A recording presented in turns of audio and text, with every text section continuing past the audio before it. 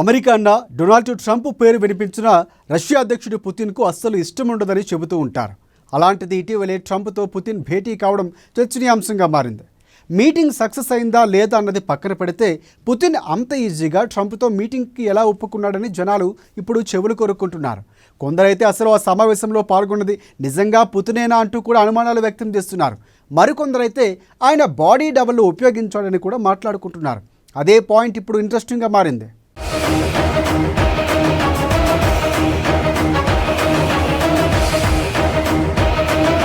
America అధ్యక్షుడు ట్రంప్కు అలాగే Russia అధ్యక్షుడు వ్లాదిమిర్ పుతిన్కు ఉన్న గ్యాప్ అంతా ఇంత కాదు. ఆ మాటకొస్తే ట్రంప్ అంటే పుతిన్కు చాలా కోపమని కూడా చెబుతూ ఉంటారు. దానికి కారణం ఏంటన్నది పక్కన పెడితే ఈ మధ్య కాలంలో ఓ అంశం ప్రపంచవ్యాప్తంగా అందరి దృష్టిని ఆకర్షించింది. అదే డొనాల్డ్ ట్రంప్ వ్లాదిమిర్ పుతిన్ భేటీ. అసలు అసాధ్యం అనుకున్న భేటీ ఎట్టకేలకు జరిగింది. 2015 సెప్టెంబర్లో న్యూయార్క్లో జరిగిన ఐక్యరాజ్యసమితి జనరల్ అసెంబ్లీ సమావేశానికి నాటి అధ్యక్షుడు బరాక్ ఒబామాతో కలిసి హాజరయ్యారు పుతిన్. ఆ తర్వాత ఇటీవలే అలాస్కాలో అడుగుపెట్టారు. 10 ఏళ్ల కాలంలో పుతిన్ అమెరికాకు రావటం ఇదే తొలిసారి. అందుకే ఇప్పుడు ఈ భేటీ చర్చనీయాంశంగా మారింది. అయితే పుతిన్ అంత ఈజీగా ట్రంప్తో భేటీ ఎలా ఒప్పుకున్నాడన్న చర్చ ఇప్పుడు జరుగుతోంది. ఈ నేపథ్యంలో అసలు ఈ మీటింగ్కి వచ్చింది నిజంగా పుతినేనా అనే అనుమానాలు కూడా వ్యక్తమవుతున్నాయి. దీనిపై ఎవరికి తోచినట్లుగా వారు మాట్లాడుతున్నారు.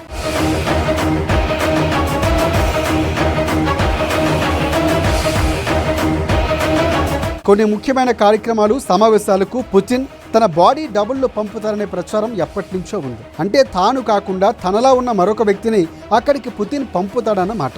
ఇలా ఎప్పటి నుంచో అతని గురించి ప్రచారం జరుగుతోంది. ఈ నేపథ్యంలో ట్రంప్తో మీటింగుకు కూడా పుతిన్ బాడీ డబుల్ ఉపయోగించాడా అన్న గుసగుసలు కూడా జోరుగానే వినిపిస్తున్నాయి. ఎందుకంటే ఈ భేటీ సందర్భంగా పుతిన్ నడక, ముఖ కవలికలు, ఇతర లక్షణాల్లో చాలా తేడాలు ఉన్నాయని ప్రచారం జరుగుతోంది. సోషల్ మీడియాలో నెటిజన్లు ఇదే విషయాన్ని ప్రస్తావిస్తున్నారు. పుతిన్ ఆయన బాడీ డబుల్ మధ్య ఉన్న పోలికలు కూడా వెలికి తీసేస్తున్నారు. ఈ పరిణామాలన్నింటిపై లండన్కు చెందిన వెబ్సైట్ డైలీ స్టార్ ఒక ప్రత్యేక కథనాన్ని ఎక్స్క్లూజివ్గా ప్రచురించింది.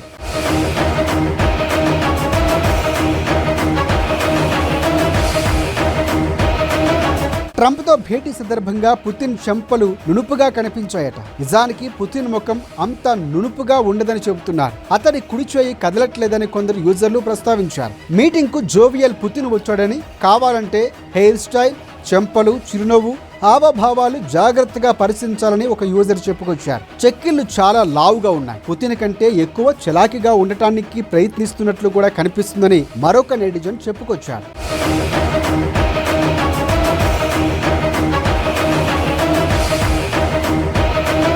పుతిన్ తరచుగా తన కుడి చేతిని దృఢంగా ఉంచి ఎడమ చేతిని స్వేచ్ఛగా అటు ఇటు ఊపుతూ నడుస్తాడట.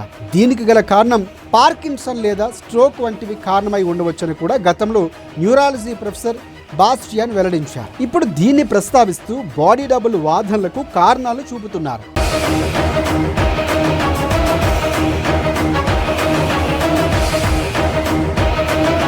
మరీ ముఖ్యంగా పుతిన్ నడకపై కొందరు అనుమానాలు వ్యక్తం చేస్తున్నారు. అది తుపాకీ పట్టుకున్న వారి నడక మాదిరిగా కనిపిస్తుందని కూడా పేర్కొంటున్నారు. పైగా పుతిన్ కుడి చేయి సాధారణంగా కదలదని, ట్రంప్తో భేటీకి సంబంధించిన వీడియోల్లో చేయి కదిలినట్లు ఉందని కూడా చెబుతున్నారు. అదే సమయంలో పుతిన్ సైడ్ బై సైడ్ ఫోటోలు పోల్చి చూపిస్తూ అలాస్కాలో కనిపించిన పుతిన్ సన్నగా ఉన్నాడని, శారీరకంగా చూస్తే బలహీనంగా కనిపించినట్టు చెబుతున్నారు. పుతిన్ మెడలో కనిపిస్తున్న వాటిని కూడా చెబుతూ చిన్న చిన్న తేడాలు కూడా స్పష్టంగా వెలికితీస్తున్నారు.